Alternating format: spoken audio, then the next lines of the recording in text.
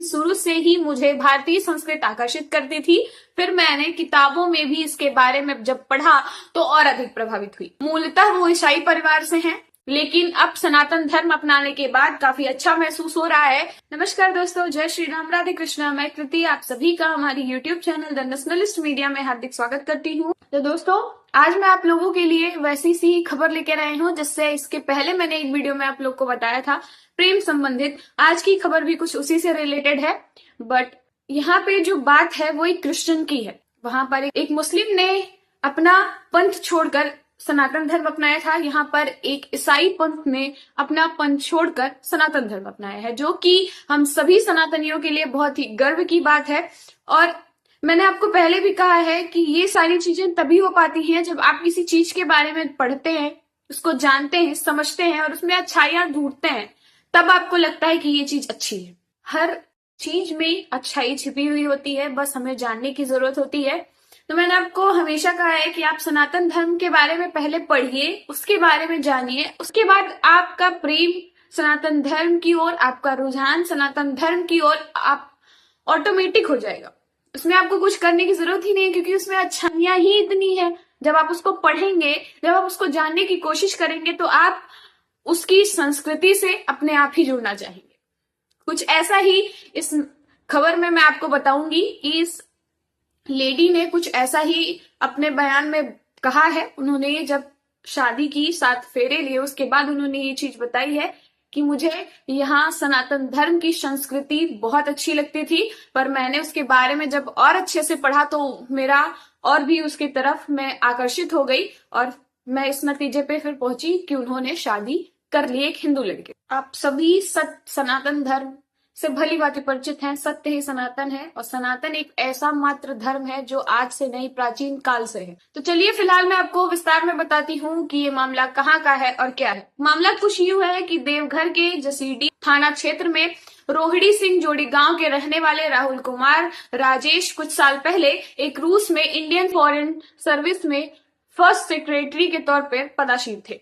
वहां पर वो फर्स्ट सेक्रेटरी के तौर पर काम करते थे। वहीं पर उनकी और सोनिया की मुलाकात एक कार्यक्रम के दौरान हुई। मुलाकात के साथ ही दोनों एक दूसरे के करीब आते गए। वक्त के साथ दोस्ती प्रेम में बदल गई। इसी बीच भारत सरकार ने उन्हें पाकिस्तान इस्लामाबाद भेज दिया, लेकिन दोनों का निस्वार्थ प्रेम जस का तस बना रहा। तो जैसे कि ये एक लॉन्ग डिस्टेंस रिलेशनशिप है। मैंने आपको कहा था कि अगर आपके संबंध में, आपके रिलेशनशिप में अगर विश्वास है, एक दूसरे की अंडरस्टैंडिंग है, तो आप कितने भी दूर दूर रहिए, डिस्टेंस मैटर नहीं करती है और आपका रिलेशन बहुत आगे तक जाएगा। बट बात होती है एक दूसरे को समझने की और एक दूसरे पर भरोसा रखने की। तो इनके साथ कुछ ऐसा ही हुआ। जब वो इस्लामाबाद चले गए तो इन दोनों की रिलेशनशिप एक लॉन्ग डिस्टेंस रिलेशनशिप हो गई, पर फिर भी दोनों का रिलेशन आज भी उतना ही था और अब जाकर दोनों ने एक होने का फैसला किया। इसी के तहत सोनिया, जो कि रूस के सोमा कारियातो की रहने वाली हैं, अपने प्रेमी संग जीवन बिताने के लिए भारत आ गई। यहाँ उन्होंने राहुल के साथ बाबा वैद्यनाथ धाम में जाकर वैदिक रीति रिवाज से शादी की। राहुल संग 7 फेरे लेने के बाद सोनिया बताती है कि शुरू से ही मुझे भारतीय संस्कृति आकर्षित करती थी। फिर मैंने किताबों में भी इसके बारे में जब पढ़ा तो और अधिक प्रभावित हुई। सोनिया बताती है कि मूलतः वो ईसाई परिवार से हैं, लेकिन अब सनातन धर्म अपनाने के बाद काफी अच्छा महसूस हो रहा है। वह कहती है कि वो इस विवाह से बहुत खुश हैं और एक खुशहाल जीवन की अनुभूति भी कर रही हैं। मैंने आपको कहा ना कि जब आप किसी चीज के बारे में जानेंगे, उसको पढ़ेंगे, तभी आप उसके बारे में समझ सकते हैं। वरना अगर आप किसी चीज को सुन रहे हैं तो अच्छी बात है, लेकिन अगर आप सुन के उसको निकाल दे रहे हैं तो खराब बातें सुनिए और सुन के उसको निकाल दीजिए। पर जो अच्छी बातें हैं उसको ग्रहण कीजिए और उसके बारे में अध्ययन कीजिए, तभी आप आगे समझ सकते हैं कि आगे इसमें है क्या और क्यों इसके बारे में लोग इतनी तारीफ करते हैं। तो दोस्तों, मैंने आप लोगों को इस खबर के बारे में बताया। इस खबर को सुनने के बाद, जानने के बाद आपके क्या विचार हैं, आप लोग कमेंट में जरूर बताइएगा।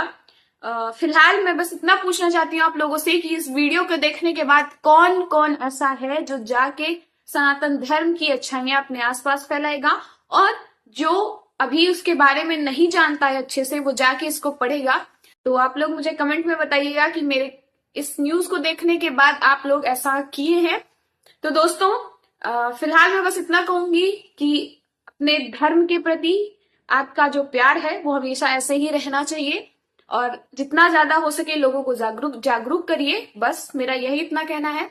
तो दोस्तों, अगर आप लोगों को मेरी वीडियो अच्छी लगी हो तो प्लीज वीडियो को लाइक करिएगा, चैनल को सब्सक्राइब करिएगा और अपने विचार कमेंट में डालना मत भूलिएगा। जल्द मिलूंगी एक नई और अच्छी खबर के साथ। तब तक के लिए जय श्री राम।